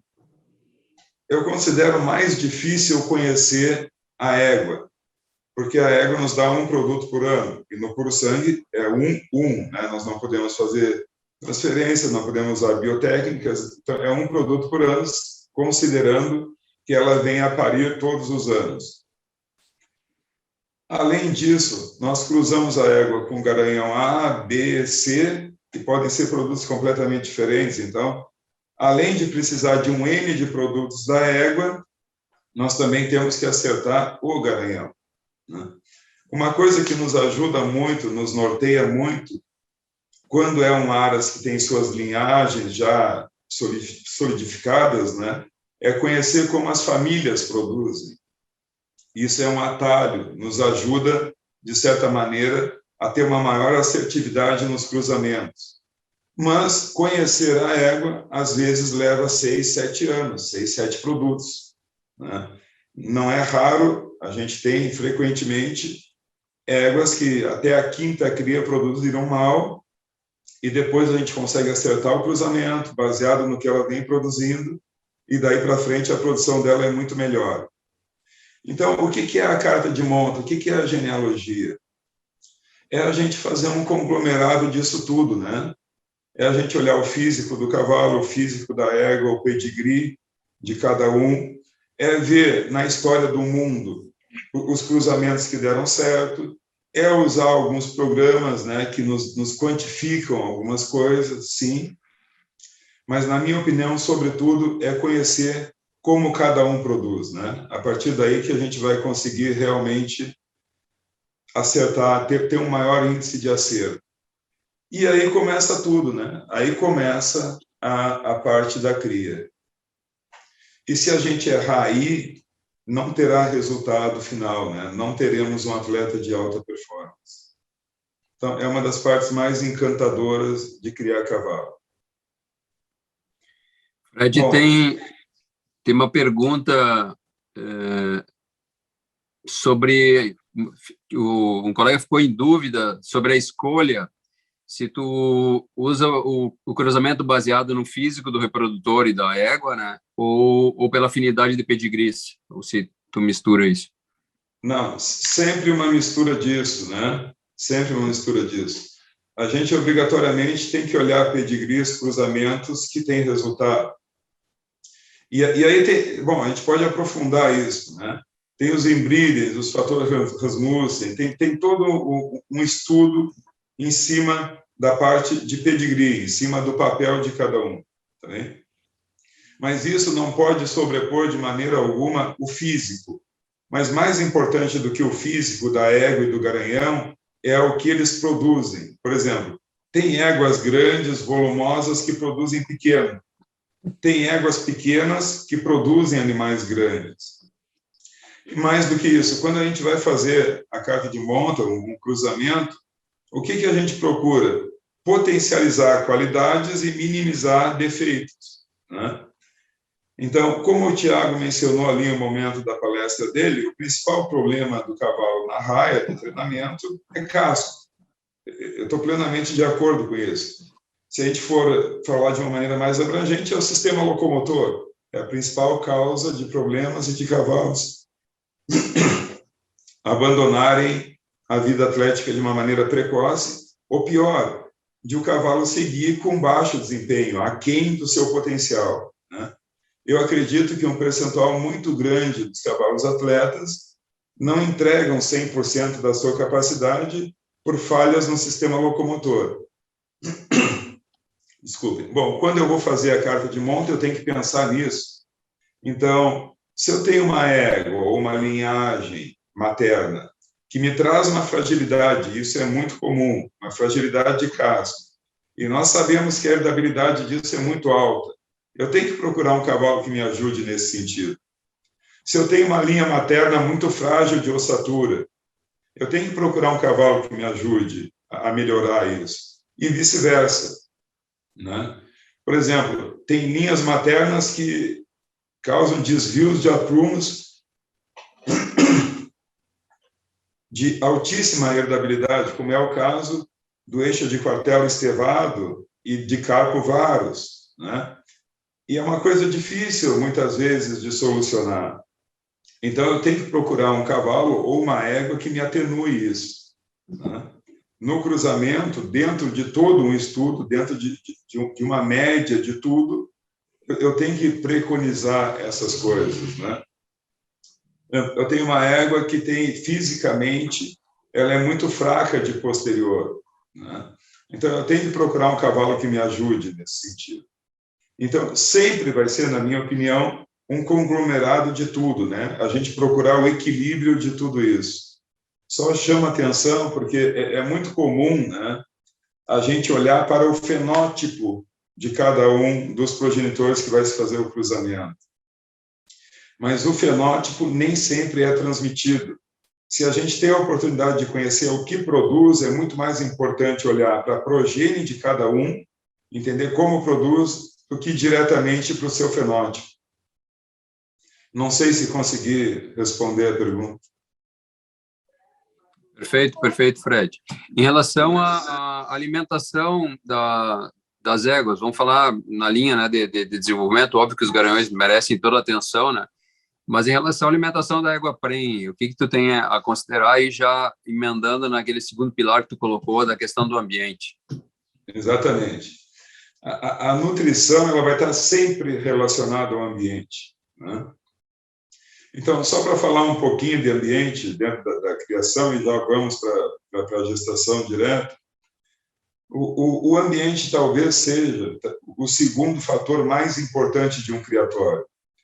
E aí vem aquela questão, existe ambiente de exclusão onde não se possa criar um cavalo? Eu acho que não. Se pode criar um cavalo basicamente em qualquer ambiente, mas entendê-lo vai nos guiar para o que precisa ser feito, né? Então, por exemplo, eu acho que a criação ela sempre vai ser muito mais difícil de ser bem feita nos extremos, aonde a gente tem uma falta de recursos naturais e aonde tem um excesso muito grande. Nesses dois extremos é muito mais difícil criar cavalo. Pode criar? Pode, mas sempre vai ter um grau de dificuldade muito maior. Então, por exemplo, hoje o cavalo de corrida, o berço da criação, é Bagé, né? E a gente vai ver, estou tentando arrumar aqui que não está carregando meu computador. Quando a gente vai entender um pouco por que é Bagé, porque a gente tem um recurso natural ali, uma riqueza de campo muito grande, tá? Então, isso nos ajuda em uma série de questões, né, e nos põe um outro grau de dificuldade muito grande. Quando a gente for falar lá no potro em si, a gente tem uma questão toda de desenvolvimento que tem que ser muito mais acompanhado, muito mais cuidado. Bom, ainda na questão de ambiente, é super importante a gente pensar o quanto tudo isso tem que ser monitorado, porque, por exemplo, quando a gente muda o ambiente, né, e muitas vezes a gente faz isso por diversas necessidades e indiscriminadamente, a gente causa um grande impacto. Eu gosto de citar dois exemplos bem clássicos, né? As éguas que vêm dos Estados Unidos para reproduzir no Brasil e as éguas que vêm da Argentina. A adaptação das éguas americanas aqui leva, em média, 2 anos mais do que da Argentina. Uma égua argentina vem e em 1 ano ela está adaptada ao ambiente, está reproduzindo bem. Uma égua americana tende a demorar o dobro disso. Então, toda essa questão de ambiente me parece muito importante. Quando falou de gestação, né, até tinha assinalado, a gestação que era negligenciada no passado, né, ela me parece que hoje, na criação nacional, ela já tem uma importância, um peso muito grande. Então, por exemplo, nós suplementamos todo o período gestacional, desde a concepção ao parto da égua, né? E a gente vê cada vez mais, e surge cada vez mais informações que nos levam a dar mais importância à vida fetal, né? O quanto a vida fetal, o quanto essa primeira formação pode nos ajudar no potro e pode nos ajudar a minimizar problemas futuros, inclusive os problemas lá na frente no cavalo atleta, né? Então, essa é uma informação que começa a circular não só no cavalo, mas até mesmo na espécie bovina, e cada vez mais se atenta a isso. Bom, como deve ser a nutrição da égua? Depende de onde ela está, depende do que o ambiente dá. Eu entendo que a nutrição de um cavalo qualquer, de uma égua, de um potro, de um atleta, não importa, ela é o requerimento dessa categoria que está estabelecido, menos o que o ambiente proporciona. Então, por exemplo, uma égua gestante, ela está a campo. Nós temos que conhecer o que o campo entrega, né? Veja que poucos criatórios fazem bromatologia ao longo do ano. Aqui no sul nós temos 4 estações, nós temos 4 momentos do ano bem diferentes, talvez agora mais de 4 até, com o clima atual. Então, o que o campo vai nos oferecer flutua ao longo de um ano. E a suplementação é a gente dar essa diferença. O que o cavalo precisa, menos o que o campo entrega. O cavalo é um herbívoro, ele deve estar sobre o campo, é o ambiente natural dele. E é isso que a gente precisa suplementar. Isso vai ser diferente no aras A, B, C e D, né? A região de Bagé tem talvez um passo na frente, porque eu acho que já deve ter uns 20 anos que foi feito um trabalho muito bem feito, que mediu isso, mediu o quanto o campo oferecia, e aí se montou um produto comercial que suplementa a falta, o que o cavalo ainda precisa, de macro e micro minerais, de energia, de proteína, enfim. Faz um período já, acho que é uns 7, 8 anos atrás, eu tive uma dúvida se isso estava atualizado, se isso estava válido, né? E a gente replicou esse experimento de uma forma bastante simples e objetiva, e sim, o resultado foi que sim. Então, o que aconteceu? O ambiente não mudou ao longo de 15 anos, por exemplo, né? E esses dados estão atualizados. Agora a gente começa a replicar de novo, faz uns 8 anos, replicar de novo. Então, eu entendo que suplementação seja isso, né? E o que acontecia no passado é que a gente deixava a égua prenha num esquema de campo, com sal mineral ou sem sal, e se negligenciava esta parte, né? Porque há um equívoco muito comum de ver um animal gordo e entender que ele está bem nutrido, entende?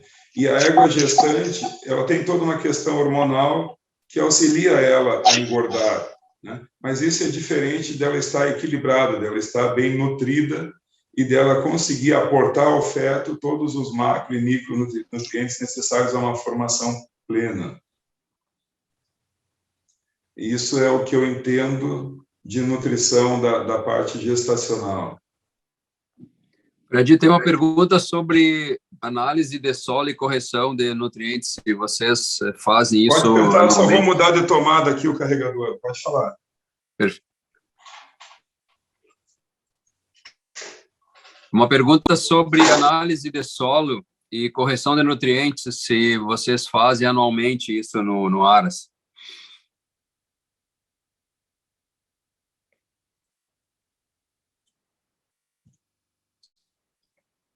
Acho que caiu lá, né? Estou ouvindo, Natan? Estou ouvindo, não, acho que ele caiu. Eu vou pausar aqui a gravação. Desculpe. Capaz, acontece, tranquilo. Falou da pergunta, desculpa, né, professor? Eu não ouvi toda a pergunta. A pergunta é sobre análise de solo e correção de nutrientes, se vocês fazem isso anualmente. A gente faz anualmente. Agora a gente tem começado a fazer agricultura de precisão, tá? Então ela faz uma coleta muito mais minuciosa e joga esses dados que são mais representativos dentro de um software. Nesse modelo a gente pode fazer a cada 4 anos, tá? Porque justamente esse programa calcula o que acontece dentro desses 4 anos. Tu informa qual a utilização, a agricultura, pastoreio, a cultura A, B ou C, enfim. Então, com isso, a gente tem um intervalo maior de análise. Mas a fertilização do solo, ela é feita anualmente. Aí entra uma parte toda agronômica, né? Um pouco mais complicada, porque a gente precisa fertilizar o solo, correto? Não resta dúvida. Mas para o cavalo, a gente tem que medir o que a planta está entregando, né? Então, nem sempre a planta entrega o que o teu solo tem, o que a tua análise de solo está dizendo. Porque tem os fatores climáticos, de temperatura, luz, umidade, o ciclo da planta, né? Se ela está no período vegetativo ou reprodutivo. Então, tudo isso vai interferir. Me parece que a análise de solo ela é fundamental para a gente corrigir e equilibrar o que é solo, mas a gente não pode abrir mão da bromatologia, de ver o que a pastagem nos entrega nos diferentes momentos, pelo menos nas 4 estações do ano, falando aqui da região sul. Fred, uma questão que transita aí para um pouco mais técnico, mas acho fundamental, é comentar um pouco do tipo de pasto que vocês têm aí, né? Vocês trabalham com a pastagem cultivada de inverno, melhorada de verão, né? Exato. A gente trabalha basicamente a criação nossa do puro sangue na região de Bagé, ela trabalha basicamente no azevém, né? Então a gente tem, dependendo do ano, o azevém começa a nascer em março, abril, maio, ele participa já de uma forma representativa da dieta, e são variedades de azevém de ciclo longo, então elas se estendem até a segunda quinzena de novembro e muitas vezes até final da primeira de dezembro. Então o azevém acaba cobrindo um grande período do ano, né? Ele está associado a trevo, que é uma leguminosa, e o trevo não necessariamente para o consumo direto do cavalo, até porque o cavalo é seletivo, ele acaba comendo o trevo se não tiver a opção de uma gramínea, senão ele é muito seletivo nesse sentido, mas pelo aporte de nitrogênio, pelo equilíbrio, pelo quanto ele melhora as gramíneas que estão concomitantes. Algumas vezes a gente tem uma outra leguminosa, que é o cornichão, importante para a região da campanha, porque ele se estende um pouco mais no período de seca. Nós temos uma seca histórica, que normalmente é dezembro, janeiro, um pedaço de fevereiro. E fora isso, é um campo nativo, que é extremamente diversificado e rico, né? Principalmente no território dos Aras, que já é fertilizado há muitos anos. Essa é a base forrageira, a base de campo da nossa criação. Se tu subir um pouco mais no estado, e principalmente no país, já entram algumas outras gramíneas, né? O próprio Tifton, o pessoal tem um resultado interessante, mas aqui na nossa região seria isso. Seguindo nessa linha de ambiente, fazer um vistaço, assim, Fred, em relação à estrutura, né? Tamanhos de piquetes, qual é a lógica de tamanhos de lotes, como é que vocês trabalham isso? Aguadas e... Sim. O que a gente procura fazer é manter lotes de 10 a 15 éguas, não mais do que isso, sejam solteiras ou com potros. Basicamente pelo motivo de que as éguas com potros, elas recebem suplementação 2 vezes ao dia. Então, tu precisa trazê-las a um centro onde é oferecido a ração e manejá-las. Então, se tiver um lote maior do que isso, começa a aumentar o risco de acidente, quando elas se aglomeram para vir comer. Então, esse seria o número ideal. Os potreiros são muito relativos, né? Se a gente for trabalhar com lotes desse tamanho, a gente teria que usar uma regra simples de pelo menos 3 hectares por égua. Isso não precisa estar em um potreiro. Não vou ter 45 hectares num potreiro, não é isso, né, filho? Mas 3 hectares, por exemplo, cada 15 éguas, cada 10 éguas tem 2 potreiros de 15 hectares. Muitos períodos tu vai ter excesso forrageiro, né? Normalmente a gente usa isso com pecuária. Então, o substrato, o excesso, a sobra, a gente utiliza.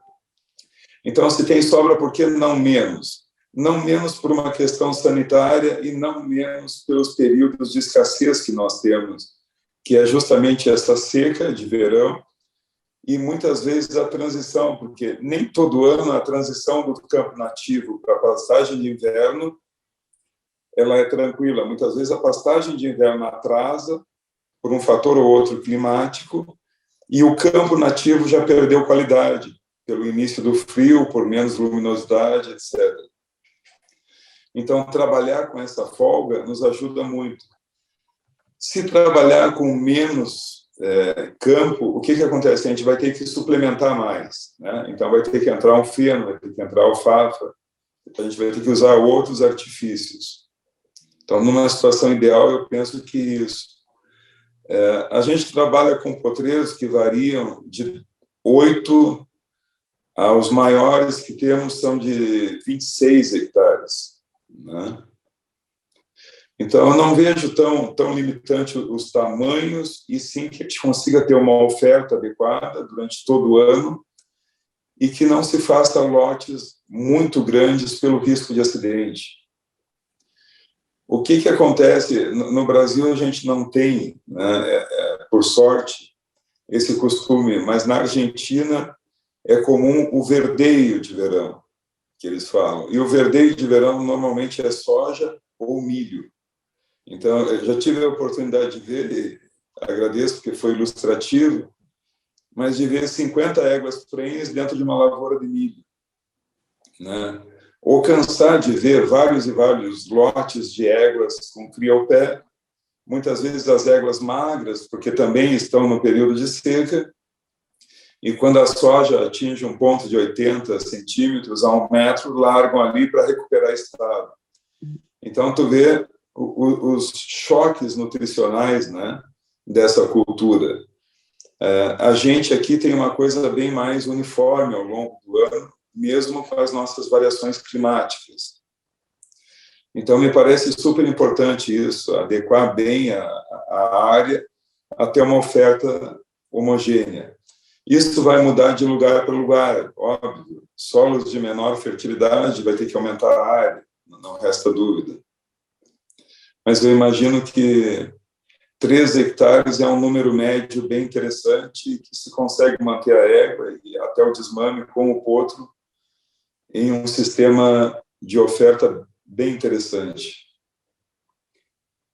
Nessa linha aí, Fred, indo para o potrinho recém-nascido, pulamos o parto, né? Vamos entender que o parto é um momento mais técnico, mais veterinário, digamos, e óbvio tem que ter todo cuidado, né? Mas no potrinho recém-nascido, quais são os cuidados aí que tu entende fundamentais e transitando de novo aí por essa questão de ambiente? Misturando, óbvio, o veterinário. Pensando em ambiente, né, o que a gente costuma fazer? A gente tem as seções dentro do Aras. Então, são os lugares onde nós fizemos a gestação, uma setorização do Aras. Isso a gente implementou já há muitos anos e nos trouxe um resultado muito interessante. Então, setor gestacional, onde a égua gesta, depois ela vem para a maternidade, pare e vai para os potreiros de cria, onde ela vai criar o seu potro até o desmame. O que isso nos permite? Os vazios sanitários, né? Que se a gente não setoriza, acaba que não se faz os vazios sanitários. A gente ocupa o mesmo potreiro, ora com a gestação, ora com a égua lactante, criando seu potro.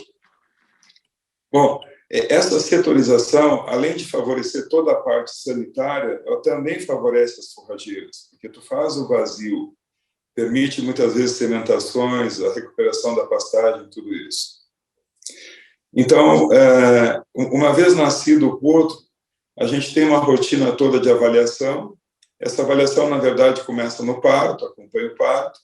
Aquele primeiro momento de vida, ele é crucial pela ingestão de colostro, pela avaliação do potro, né, para entendermos se ele é um potro plenamente viável à vida extrauterina ou não. Então, se nós vamos ter que fazer alguma intervenção ou não.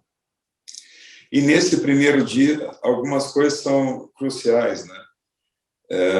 A avaliação de se ele ingeriu ou não um colostro de qualidade em quantidade, e depois a avaliação se ele absorveu essas imunoglobulinas. Isso tudo se faz com testes conhecidos. Bom, se ele não absorveu esses anticorpos, a gente precisa já uma intervenção, né? Normalmente, o que se faz é fornecer através de plasma. Então, esse seria o primeiro ponto crucial. Nesse primeiro dia, a gente faz uma avaliação bem criteriosa de aprumos. Nós temos os dados já conhecidos, inclusive dados nossos, né, locais, de que mais de 95% dos potros da raça puro sangue nascem com algum desvio de aprumos, com alguma alteração do sistema locomotor. É bem verdade que a maioria delas, ou uma boa parcela delas, tem resolução espontânea, mas muitas a gente precisa intervir, e o momento de intervir é esse. Então, falando no cuidado e no ambiente, né? Por exemplo, como é que eu posso fazer uma intervenção favorável a uma alteração de aprumo simplesmente com o ambiente? Bom, eu não vou soltar esse potro com a égua no primeiro dia de vida em um potreiro de 20, 30 hectares. Eu posso fazer uma restrição de movimento. A gente costuma fazer com a fita elétrica potreiros de 50 por 50. Então, aí ele fica num ambiente mais tranquilo, só com a mãe dele, e reduzido em termos de área. Então, eu tenho uma redução parcial de movimento, e isso nos ajuda em muito na correção de aprumos. Bom, nessa mesma linha, os potros que necessitam são casqueados no primeiro dia de vida. A gente pode ou não já instituir algum tipo de fisioterapia, principalmente nos casos de contratura.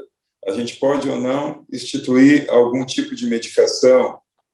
Então, toda essa avaliação do sistema locomotor e do indivíduo como um todo é crucial no primeiro dia de vida.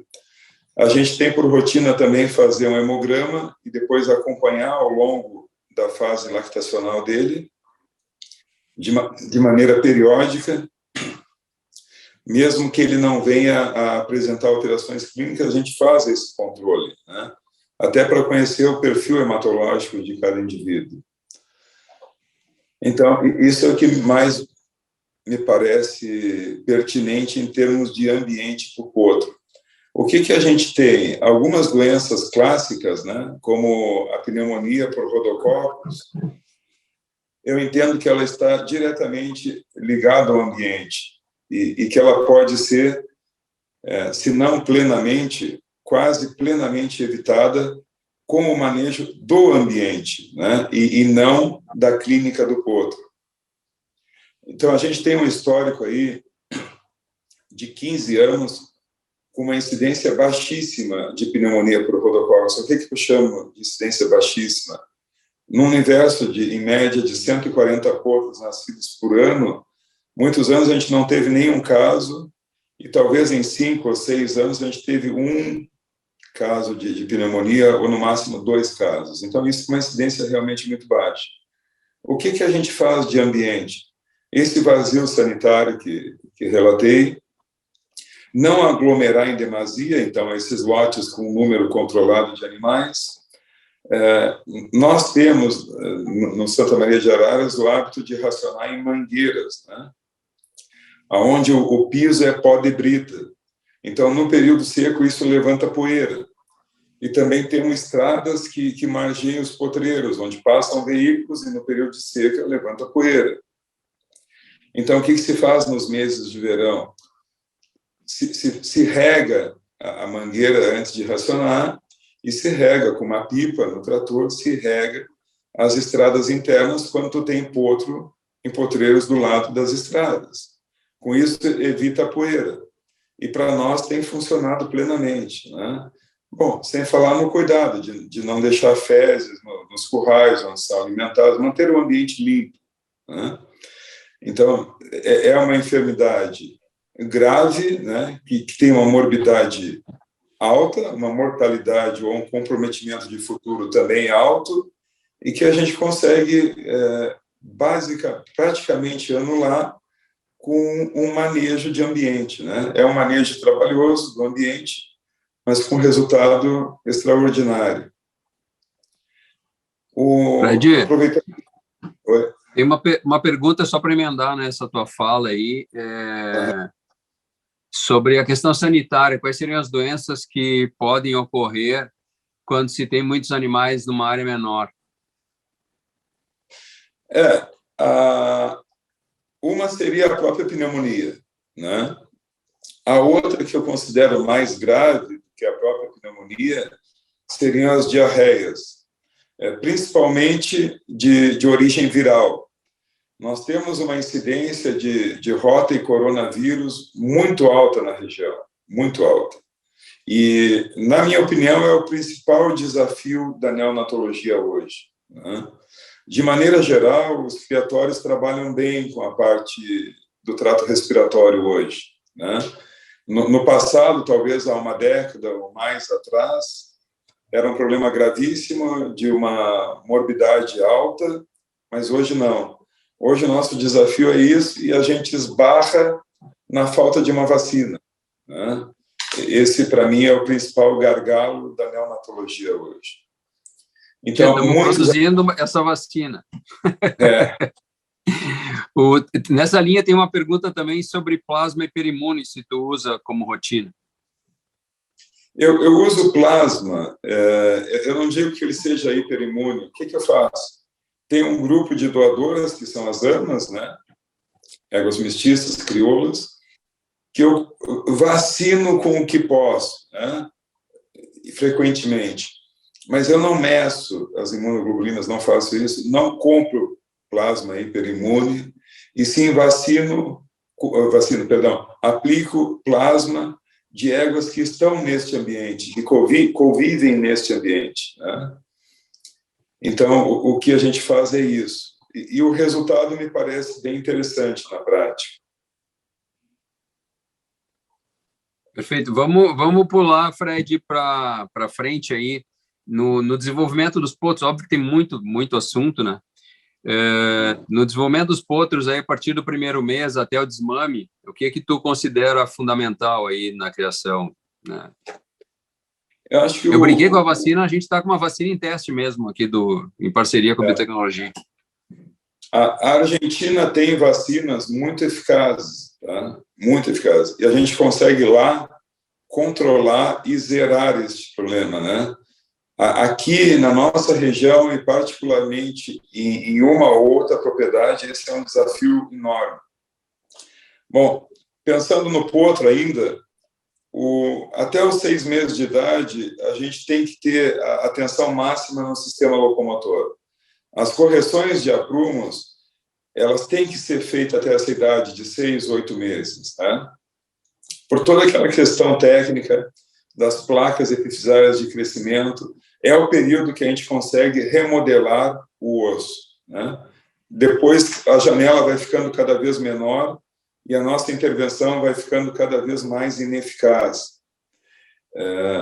Bom, não vou aprofundar isso, mas aí é uma coisa realmente importante, e muitos potros precisam ser manejados a cada 15 dias. Essa é a frequência que muitos potros necessitam, exigem, né? Então, nós queremos que ao desmame, se possível, esse potro esteja da melhor forma possível para ele, né? Bom, o outro fator que eu considero extremamente importante para o potro é que ele seja manejado. Então, desde o nascimento, a gente tem por costume manejar os potros, acostumá-los a um ou outro procedimento. Depois disso, entra a parte nutricional. A gente começa a suplementação do potro no 3º mês de vida, tá? Por quê? Para que ele chegue no desmame com plena suplementação, tá? O que acontece? A curva lactacional da égua, depois do 4º mês, ela começa a cair. E o potro começa a se transformar de um lactante em um misto de lactante herbívoro, né? E isso vai trocando. Cada vez ele vai sendo menos lactante e mais herbívoro. E, nesse momento, eu entendo que já é fundamental a suplementação.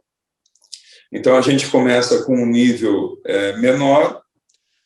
Com que suplementamos? Na nossa realidade, suplementamos com aveia, com esse produto que chamamos de um núcleo, né? Que foi executado, que foi elaborado para suplementar esta realidade nossa. E chegamos com a suplementação máxima dele aos 6 meses, quando ele é desmamado. E isso me parece fundamental para que não tenha uma janela, para não que se espere chegar ao desmame, entender que aí ele vai ser privado do leite e precisa ser suplementado. Então, a gente faz essa transição de uma forma muito mais suave. Isso também enriquece o manejo. esse potro passa a vir comer 2 vezes por dia. Eu acredito que seja fundamental que a suplementação seja individualizada, né? A gente ainda vê alguns cenários de suplementação coletiva. Eu acho que isso não pode ser feito, até porque, muitas vezes, mesmo nesse período dos 3 aos 6 meses, enquanto ele está ao pé da égua, tu precisa alterar a suplementação de um em relação ao outro potro, que são questões individuais, né? De conversão alimentar, de desenvolvimento, de tudo isso. Então, a individualização me parece muito importante. E também me parece pertinente que a suplementação seja um equilíbrio entre esse conceito matemático, né, que a gente chega, e a avaliação de um técnico. É isso que vai fazer, porque, por exemplo, nesse conceito matemático, se eu aplicar a 20 potros, eu vou ter uma parcela deles obesa, eu vou ter um corpo do grupo, a maior parte, equilibrada, e vou ter uma outra parcela lá no outro extremo que vai estar aquém do estado necessário. Então, são nesses 2 extremos que entra a avaliação técnica, né? Que entra a nossa intervenção. E esses me parecem os principais pontos a cuidar de um potro ao pé da égua, né? Então, que a gente consiga resolver as questões de locomotor, né, para aquele indivíduo. Nem sempre isso é um cavalo correto de abrumos. Por exemplo, um cavalo que tem todo o eixo do anterior direito girado, no sentido lateral, é alinhar dentro disso, né? Então, vai ver, mas esse cavalo não é correto. Não, nem vai ser. Não adianta eu girar o casco dele e desalinhar todo o membro. Então, para cada indivíduo, chegar no máximo de correção possível. Que esse indivíduo seja plenamente manejado, que eu possa fazer tudo com ele. Cabrestear, tocá-lo, manejá-lo, casquear, enfim, que ele entre para ser pesado numa balança, que ele entre num caminhão, que saia, que eu consiga fazer tudo. Por que isso? Porque lá na frente a gente vê muito problema de temperamento em cavalo atleta. Então, a resolução desse problema futuro começa já ao nascimento, começa no primeiro dia de vida e não para, é um trabalho contínuo. Isso vai auxiliar na doma, no treinamento, no desempenho, em tudo. E, por fim, que a gente tenha um potro bem desenvolvido, né? Imagina que a gente desmama os potros com uma média de 280, 300 quilos, com 1,30 m, vamos colocar. Então, a gente está desmamando aí, muitas vezes, mais da metade do peso do cavalo adulto, do cavalo atleta.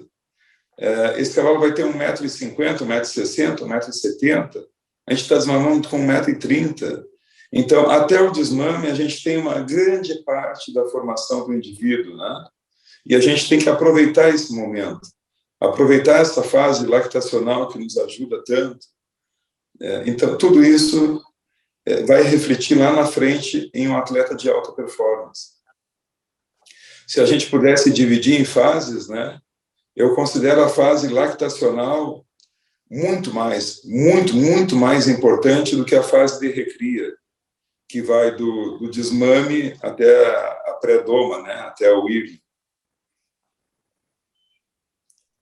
Perfeito. Fred, a gente está com o horário bem adiantado e naqueles pilares que tu levantou ali, ficaram alguns, né, ainda assim a gente abordar. O que tu entende que é de suma importância para fechar a nossa criação no desmame, né, porque senão nós vamos às 11 e outra, assim nós já multamos e juntamos outros colegas para um outro papo. Eu acho que depois, a gente falando brevemente de manejo, a gente deve olhar um pouco mais para a parte de etologia, né? Então, eu vejo muitas vezes problemas de manejo por uma desatenção nossa. Então, por exemplo, se a gente for falar da fase gestacional da égua, quantas vezes a gente impõe estresse, né, por não ver a parte etológica, por não ver que o cavalo é gregário. Se a gente for falar da parte de desmama, que é a cria do aras, né, Como é importante um bom manejo de desmame para evitar acidentes, para evitar estresse. Muitas vezes, no desmame, a gente causa uma gastrite, né? E isso leva tempo para ser resolvido. E tudo isso, se a gente passar a olhar cada vez mais para a parte zootécnica, para a parte etológica da coisa, entender o comportamento social e individual do cavalo, a gente consegue evitar, consegue prevenir, a gente faz a profilaxia de tantas coisas. Uma outra coisa que acontece em aras, né, que infelizmente é uma rotina, são os acidentes. E a gente prestando atenção nisso, nós vamos evitar a grande maioria dos acidentes, com toda certeza. Então, a cada medida, a cada procedimento, a cada atitude que vamos fazer no aras, entender com quem a gente está lidando, entender quais serão as reações do cavalo, né? Isso me parece de suma importância. Bom, um outro item, eu vou ir acelerando um pouco e vocês vão fazendo as intervenções, mas um outro item que eu acho exclusivo, o fator de exclusão numa criação é a equipe. Eu não acredito em um criatório sem uma equipe muito qualificada, ou pelo menos em um criatório de resultado sem uma equipe qualificada.